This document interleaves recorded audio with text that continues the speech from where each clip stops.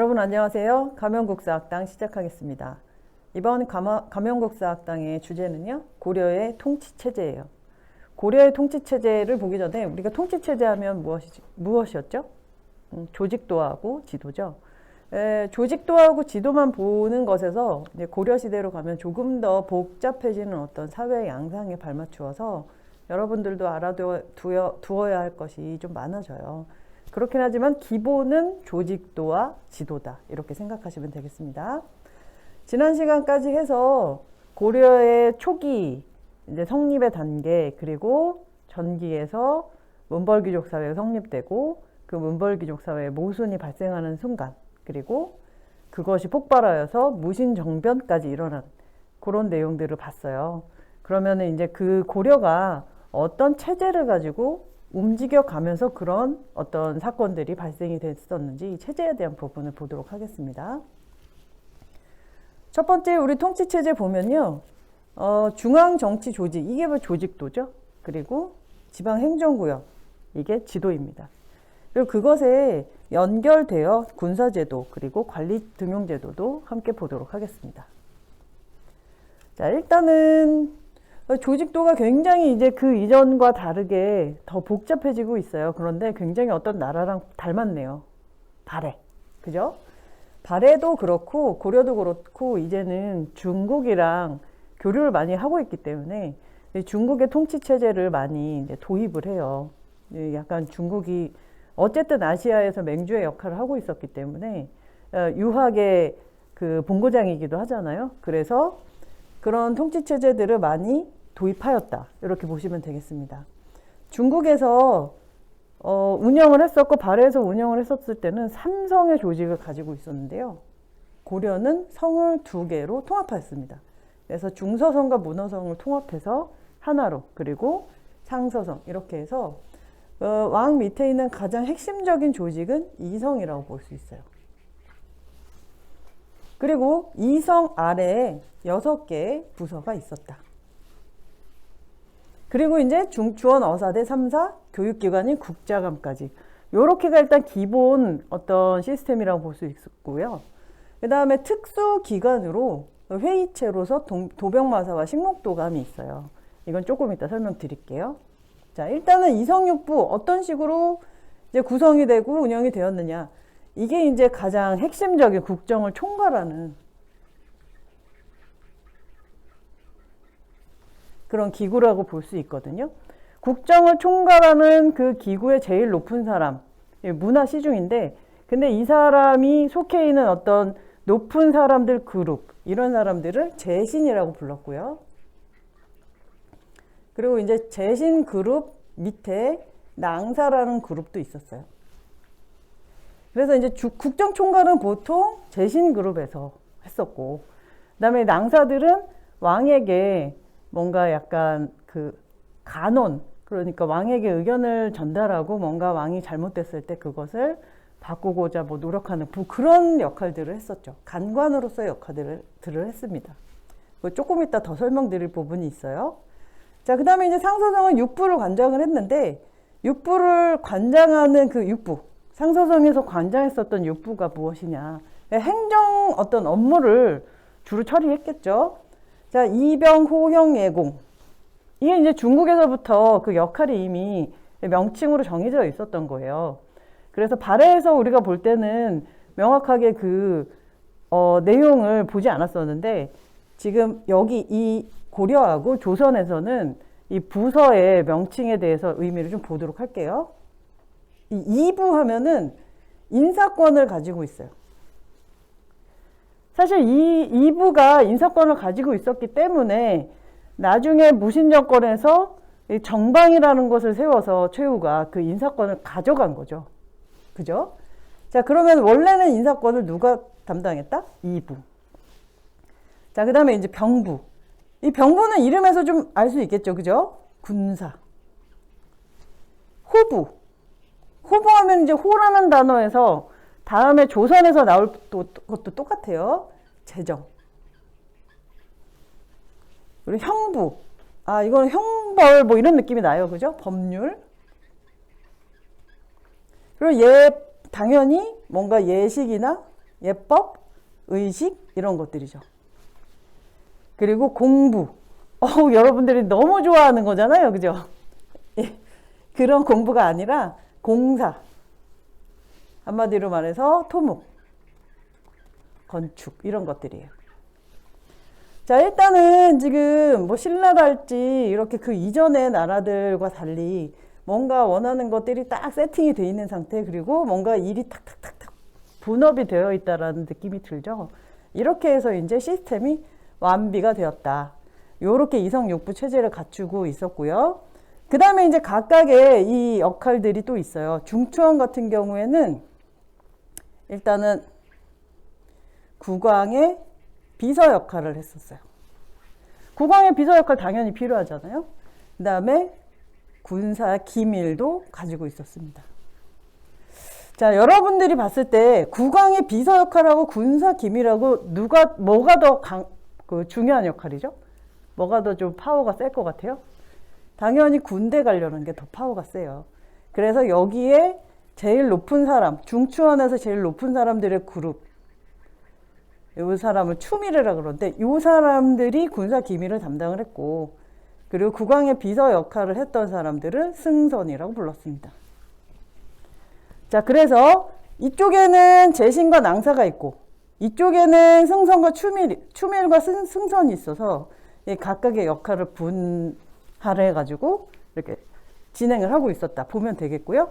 어사대, 이 어사대는 우리가 생각하는 그 어사대가 맞아요. 암행어사 같은 그런 느낌. 감찰. 어느 나라나 감찰 업무를 맡았었던 나라들, 그 기구들은 다 있습니다. 자, 그럼 3사 볼게요. 3사는 여러분들이 혹시나 어떤 역사를 한번 배웠던 사람이라면은 이게 굉장히 헷갈리는 그런 조직이거든요. 그래서 여기에서 일단은 회계 업무를 담당했다, 이렇게 간단하게 생각하시면 될 것 같아요. 그럼 회계 업무를 담당하는 거하고 재정을 담당하는 거하고 이게 헷갈리죠, 그죠? 자, 그러면은 제 질문을 한번 해볼게요. 이 호부하고 3사 중에서 실제로 돈을 쓸 수 있는, 돈을 만져볼 수 있는 그 기구는 뭘까요? 실제로 돈을 만지는 기구. 네, 호부입니다. 왜냐하면 3사는 회계, 그 출납, 곡식의 출납 이런 것들을 그냥 장부를 정리하고 그리고 계산하고 이게 맞는지 안 맞는지 이런 것들을 확인하는 거라면은 실제로 나라에 무슨 돈이 필요하고 들어오고 세입과 세출 이런 걸 관리하는 것은 호부예요. 그렇기 때문에 여기가 훨씬 더 센 그런 기구라고 볼 수 있어요. 자, 그렇지만 어쨌든 규모가 많아지기 때문에 이 회계 업무도 담당을 했었어야 된다는 거죠. 자, 그리고 교육기관입니다. 자, 이제 도병마사하고 식목도감을 좀 보도록 할게요. 이 도병마사와 식목도감은 고려가 왕이 중심적으로 이렇게 나라를 잘 시스템을 갖추고 운영을 한다 하더라도 귀족 사회거든요. 그렇기 때문에 이 왕을 견제하고자 하는 귀족들의 어떤 희망을 가지고 이렇게 귀족의 회의 체계를 계속 유지를 해왔다, 이렇게 생각하면 좋을 것 같아요. 우리가 삼국에서도 귀족회의 했었고 통신라도 그렇고 다 귀족회의가 있었거든요. 근데 귀족사회인데 계속 이어지는 건 뭐 당연하다 본인들은 생각을 했을 거예요. 자, 그리고 그럼 도병마사하고 식목도감은 당연히 5품 이상의 고위 귀족들이 회의를 하는 어떤 회의체였거든요. 근데 도병마사하고 식목도감은 둘이 회의를 하는 주제가 좀 달랐겠죠. 그래서 얘는 국방에 관련된 내용.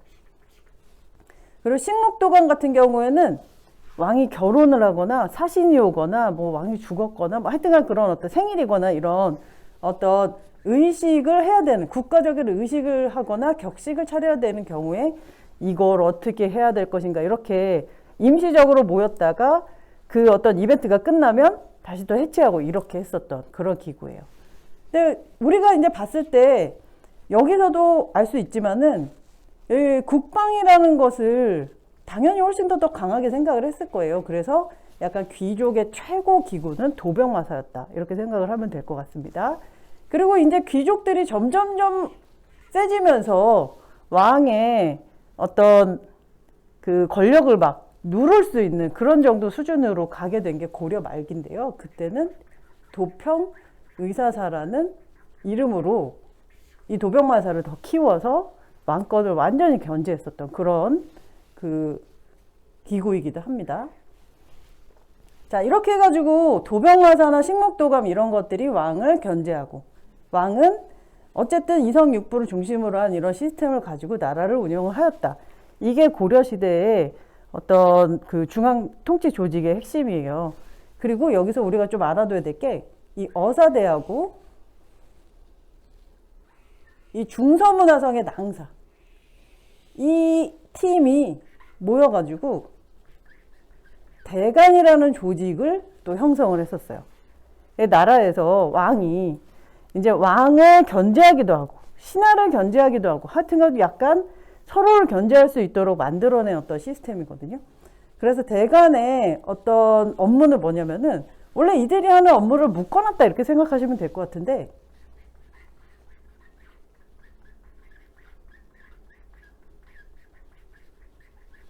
이름이 좀 어려워요.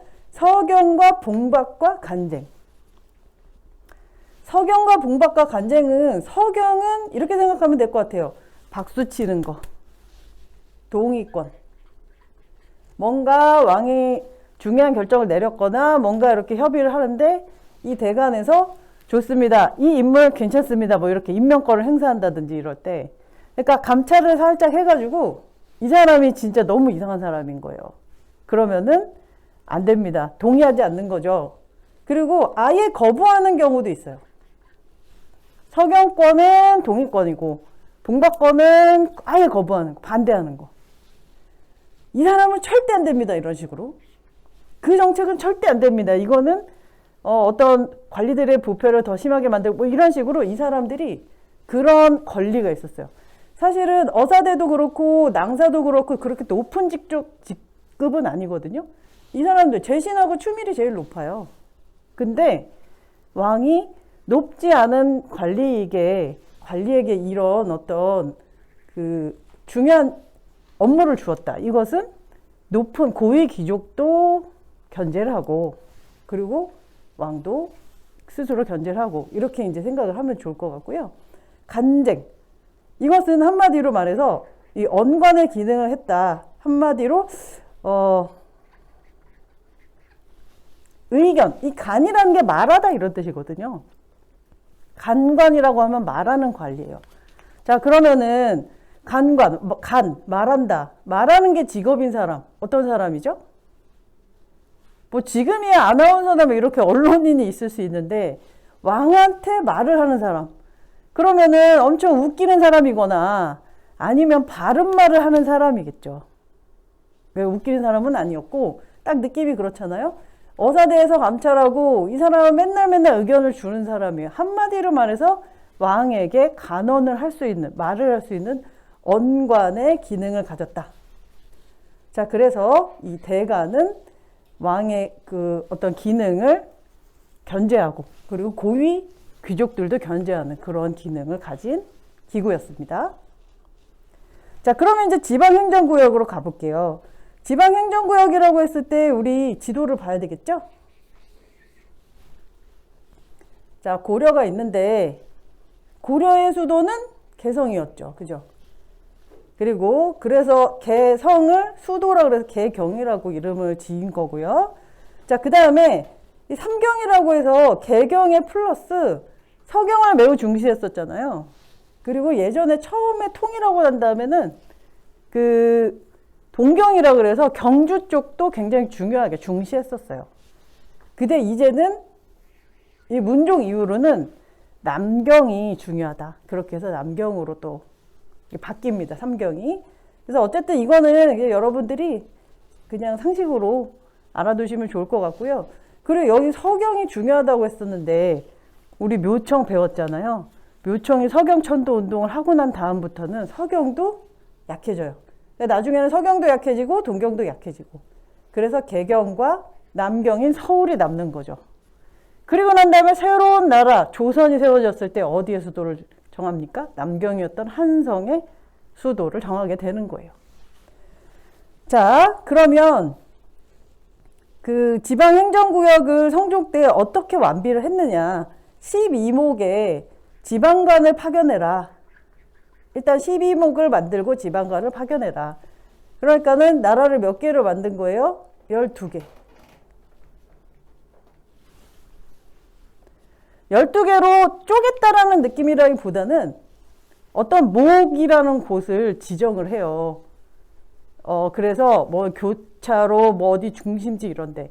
그래서 그 목을 중심으로 그 주변 지역을 관리를 하는 느낌이라고 생각하면 좋을 것 같아요. 그러니까는 딱 경계선이 있어가지고 이렇게 됐다라고 그런 느낌이라기보다는 길목에 중심을 두고 그 주변을 서로 관리한다. 근데 이러다 보니까 어디는 관리가 안 되고 어디는 겹치고 뭐 이런 상황이 발생을 한단 말이에요. 그러다 보니까 그러지 말고 나라를 쫙 제대로 쪼개 봅시다. 그렇게 해서 5도 양계로 제대로 이제 나라를 국경선을 확정을 짓는 거죠. 자, 그래서 이 5도로 하면서 뭐 이거를 그 도호부를 만들고 12목을 몇 개는 도호부고 몇 개는 목으로 여전히 남아있고 뭐 이런 식으로 조금 더 세분화 시킬 수는 있는데 우리는 그냥 요 정도로 알면 될 것 같아요. 12목에서 5도 양계로 발전하였다. 자, 그러면 이제 5도하고 양계의 차이점을 봐야 되잖아요. 이거를 군사제도랑 연결을 시켜서 좀 볼게요. 자, 도는 군이나 현이 있어요. 그리고 계에는 물론 군현도 있지만은 진이 있어요. 그래서 도에 주둔하는 군대라고 해서 주현군이라고 해요. 도에서 도의 밑에 있는 행정구역에 주둔하는 군대. 그죠? 자, 그 다음에 양계는 그 밑에 뭐 여러 가지 군현도 있어요. 그렇긴 하지만은 군사적 요충지를 진이라고 불렀는데 그곳에 주둔하는 군대, 주진군 이렇게 불렀습니다. 자, 그래서 이 현이라는 곳은 한마디로 말해서 진하고 다르게 군사적으로 그렇게 많이 위험하진 않은 곳을 얘기하는 거거든요. 자, 그러면은 이거를 지도에서 좀 볼게요. 자, 고려의 입장에서 어디가 제일 위험한 지역이에요? 국경선이죠. 그래서 여기 위험해요. 자, 그 다음에 맨날 쳐들어와요, 여기서. 그러니까 여기도 위험해요. 그래서 여기하고 여기를 두 개의 개라 그래서 양손, 양발, 양개 두 개의 개로 나눴고요. 그리고 나머지는 어떻게 했다? 5개로 나눴다. 그래서 5도 양개. 방금 말씀드렸지만은 여기는 군사 위험 지역이에요. 그렇기 때문에 주진군은 잘 싸울까요? 못 싸울까요? 이 중에서 누가 직업군인일 것 같아요? 당연히 주진군이죠. 여기는 잘 싸우는 직업군인. 자, 그럼 주현군은 직업군인은 여기다 굳이 좀 안전한 지대니까 놓진 않죠. 그래서 여기는 그냥 군역하는 일반 백성들 이렇게 이제 생각을 하면 될 것 같습니다. 자, 그러면은 일단 여기가 군사적 요충지고 여기는 일반 백성들이 사는 곳이다. 이거에 이해가 가죠. 자, 그리고 이 도, 여기 현 이런 데를 우리가 조금 더 알아봐야 되는 것이 있는데 고려시대에는 이 지방관을 모든 군현에다 파견하지 않았어요. 아직까지는 그러기에는 좀 시스템이 완비되지 않았었거든요. 그래가지고 이 현을 두 개로 나눌 수가 있습니다. 주현하고 속현으로 나눌 수 있어요. 자, 주현하고 속현. 주현은 주인이 되는 현이란 뜻이고 속현은 속하는 현이란 뜻이에요. 그러면 이제 어떤 걸 느낄 수가 있어요? 주인이 되는 어떤 현이 있고 그 주변에 있는 현들이 어떻게 됐다? 이렇게 속해 있다. 그러면은 여기에만 지방관이 파견돼 있고 여기는 안 파견돼 있다는 뜻이거든요. 없어. 그죠? 근데 나라에서는 어쨌든 세금도 걷어야 되고 뭐가 거기 발생하면 그것도 해결해야 되고 그러면은 이 속현을 담당하는 누군가가 있긴 있어야 되네요. 그죠? 그래서 주현에는 지방관이 있고 속현에는 향리가 있었어요. 그러면 이제 저 향리가 누구냐? 우리 문벌귀족 사회에 대해서 얘기를 해봤는데 문벌귀족이라는 것이 옛날에 육두품 호족이 잘 이렇게 성장해가지고 성공한 사람들은 문벌귀족이 되고 그렇지 않은 사람들은 뭐가 된다 그랬죠? 향리가 된다고 했어요. 그러니까 한마디로 원래 지방 세력이었기 때문에 지방에 내려가서 그 지역에서는 그냥 우두머리로 사는 거예요. 근데 심지어 이 사람들한테는 대박인 것이 나라에서 여기는 지방간을 줬는데 내 동네에는 지방간을 안 줬어. 그러면은 이 사람은 대박이 나는 거예요. 왜냐면은 어쨌든 그 지방간이 와가지고 이게 관리 감찰을 하거든요. 근데 저 지방관들은 임시직이라 뭐 6개월에 한 번씩 돌고 그래요. 그러니까는 왕처럼 굴 수가 없어. 근데 이 사람들은 평생 집안 대대로 여기서 이 동네 왕처럼 굴었단 말이에요. 그렇기 때문에 이 속현의 향리는 꽤나 힘을 가지고 있었다. 자, 여러분들 보세요. 왕의 비서하고 왕의 대리하고 누가 더 힘이 셉니까? 왕이 부재할 경우에. 왕이 부재할 경우에 왕의 비서하고 왕의 대리. 그러니까 그러니까 대리는 부재하다는 뜻이고 비서라는 거는 왕이 있는 상태라는 얘기거든요. 그렇기 때문에 비서보단 대리가 훨씬 권한대행이 훨씬 힘이 센 거예요. 자, 그래서 고려시대에는 향리의 힘이 매우 셌다. 이렇게 생각하면 되겠고요. 이제 나중에 조선할 때 다시 얘기하겠지만은 조선은 그렇지 못했다. 이런 것들이 나오게 됩니다. 자, 그래서 도에서는 무엇을 알아둬야 돼요? 그러니까 도하고 개가 차이가 군사적으로 있다라는 거. 그리고 고려시대 현에는 주현과 속현이 있었다는 거. 그래서 지방간이 파견이 되어 있느냐 아니냐에 따라서 좀 달랐다라는 거 알아두시면 좋겠고요. 그리고 나라의 특수 행정구역이 있었어요. 향이나 부곡, 그리고 소. 자, 여기는 다 특수 행정구역이었는데 천민 집단이었어요. 그러니까는 여기 이 사람들이 하는 직업이 보통 농사였거든요. 그리고 여기는 수공업. 그 태어났는데 내가 향해서 태어난 거야. 그러면 옆 동네에는 현이거든요. 내가 농사를 지었는데 나는 천민이고 옆 동네에는 평민인 거예요. 아니, 너무 황당하죠, 그죠? 그러니까 태어났는데 그 지역. 보통 이렇게 어떤 지역이었겠어요? 옛날로 생각해보면 어디 피정농 지역이었거나 뭐 이렇게 좀 그 정복을 당했었던 그런 지역이었을 것이다. 우리가 생각을 할 수 있어요. 이걸 유추하는 거예요.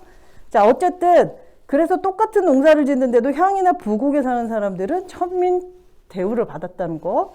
그리고 수공업. 이것도 역시나 소에서 사는 사람들은 수공업을 하는데 막 자기 예쁘게 만들었는데 장인이 아니라 천민이 되는 거예요. 자, 그렇게 해가지고 나라가 특수 행정구역을 관리를 했었다라는 거 알아두시면 좋을 것 같고요. 그리고 여기 군사제도에서 수도에서 그 수도를 방비하거나 군사 요충지를 또 이렇게 국경지역이나 이렇게 관리하고 있는 그런 중앙군이 있었습니다. 그게 바로 2군과 6이었어요. 자, 이제 마지막으로 관리 등용 제도를 좀 보도록 할게요. 자, 관리를 등용한다. 우리는 관리를 등용한다 할 때 당연히 시험 보는 거잖아요. 그죠? 근데 고려는 그렇지 않았습니다. 등용할 때 그냥 프리패스권이 있었어요. 누구한테? 누구누구의 자제일 경우에. 근데 그 누구누구의 자제가 아닌 사람들한테도 또 올라갈 수 있는 사다리를 주긴 줬었어요. 그게 바로 뭐다? 과거였다. 자, 과거는 크게 3개로 나눌 수 있어요. 문과하고 잡과하고 승과. 이 조선과 비교가 되는 부분이 이승과예요. 조선은 유교국가였기 때문에 스님이 뭐 이렇게 사실 승과 나라에서 스님을 인정해주는 시험을 보았다. 그렇다면은 이거는 스님이 힘이 세다는 거예요? 안 세다는 거예요? 세다는 거예요. 국가 공인 자격증이 생긴다는 것은 그 부분에 나라에서 인정을 해준다는 거기 때문에. 그래서 근데 조선은 그렇지 않기 때문에 당연히 승과가 없어지고, 그리고 여기서 우리가 좀 왜 이게 없지라고 생각하는 게 무과죠. 그죠? 그러니까 그 승과가 없어지면서 무과가 생기는 게 조선입니다. 자, 그러면 문과는 제술과와 명경과. 이 두 개의 차이는요. 얘는 글을 잘 쓰는 거고 얘는 책을 많이 읽은 거예요. 그 둘의 차이로, 그러니까 양쪽 다 기회가 있었다. 이렇게 생각을 하면 되겠고, 제가 조선시대 할 때 조금 더 자세히 설명드릴게요. 자, 그 다음에 잡과. 기술직이에요. 지금은 우리가 이게 최고의 전문직인데 그때 당시에는 기술직이라서 중인이었어요. 어쨌든 뭐 법률이랄지 글 쓰는 거, 계산하는 거, 수학자 그럴까? 수학자, 과학자 아니면은 천문학자, 의학자 뭐 그런 사람들이 다 여기 들어가요. 자, 이것을 기술직이라고 했었고, 자, 이렇게 해가지고 과거로 시험 봐서 능력을 발휘한 사람들이 들어가는 그런 그 제도가 있었다면은 그게 아니라 그냥 금수저 갖고 태어나는 사람들, 너가 아버지 누구 뭐 하시는 뭐 이거죠. 5품 이상의 고위 관직자의 뭐 자손들. 아버지가 누구냐에 따라서 정말로 그냥 등극이 되는 거예요. 심지어 이 사람들이 더 높이 들어가요. 이 과거 시험 보고 막 이렇게 해서 잡과는 당연히 아니고요. 문과로 들어온 사람들보다도 이 사람들은 그냥 높은 상태로 들어오게 되고 승진도 더 빨리 되고 이렇게 되는 것이 바로 고려시대의 음소였다. 그만큼 신분이 굉장히 강하게 작용했었다. 이렇게 보면 되겠습니다. 자, 이렇게 해서 우리가 고려시대의 통치체제에 대해서 봤어요. 고려시대의 통치체제는 우리가 그 이전에 있었던 통치체제랑 유사하지만 조금 더 발달했고 그리고 그것에 의해서 뭔가 나라가 더 체계적으로 굴러가고 있다. 이런 것들을 느낄 수가 있고요.